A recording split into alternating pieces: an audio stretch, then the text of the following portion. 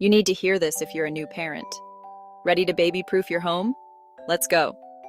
First things first, cover those outlets.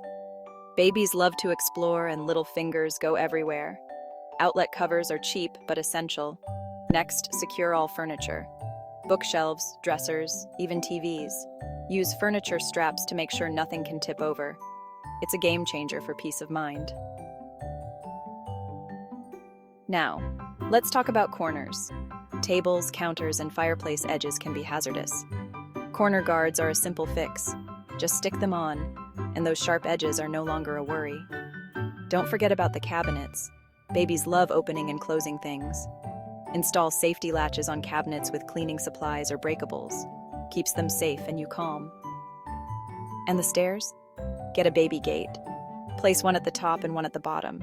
It's like putting up a do not enter sign for your little explorer. Finally, keep small objects out of reach. Anything tiny can be a choking hazard. Scan the floor and low tables regularly. Congratulations, you're now a baby-proofing pro. Your home is safer and you can breathe easier. Enjoy every moment with your little one. You've got this. Caption: Get your home baby ready. Essential prep tips.